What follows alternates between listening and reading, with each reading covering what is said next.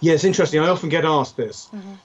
One is to go with the client, and that's a basic solution-focused technique. So if the client says, "Look, I've had this disaster happen 2 months ago, 6 weeks ago, disaster B happened, disaster C happened last week, and 3 days ago this happened. I see no future. I am suicidal." Then to agree with that client that no wonder they're feeling suicidal because of all these things that have happened in such a short space of time. So going along with them with their conceptualization, if you like, of their life as it is now, but then to follow that by getting their willingness to generate alternative possibilities with them.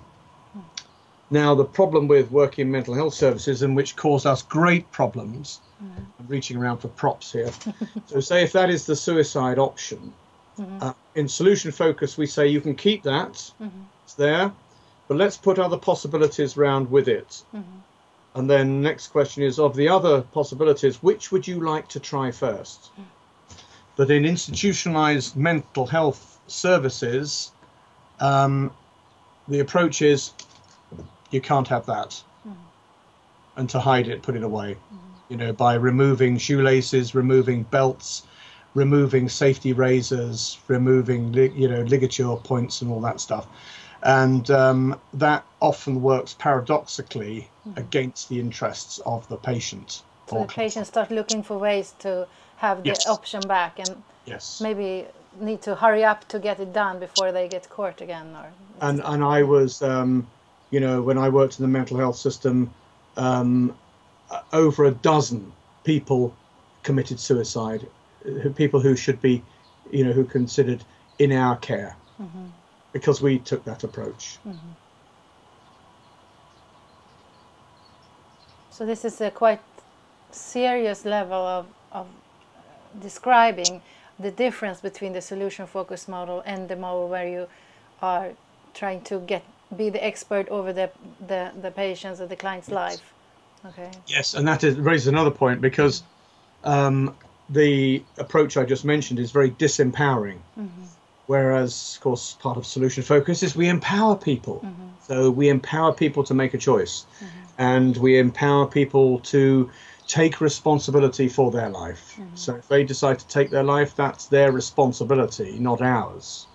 And it's this empowering part, which was, again, a radical shift and produces dividends. You know, I mean, and just to say about how effective this approach is, obviously I don't have worldwide data at my fingertips, but in the 15, 16 years I've been teaching this approach worldwide, I have only heard of 2 suicides, completed suicides, through after someone has had a solution-focused interview. And one was in New Zealand, South Island, and the other one was in the Midlands in the UK. Which is, I mean, I've been saying to people, you know, do some research on this. But, you know, I think, you know, stakeholders need to have some research. Moment, you know, we've got a lot of research. I mean, Mr. MacDonald has been gathering the research for many years of effectiveness of solution focus generally. But the specific areas, I think, are next, and we do need to be really thinking about that. And I would just love it that you know, a couple of I don't know, psychology interns were happy to do some research in this area, and really.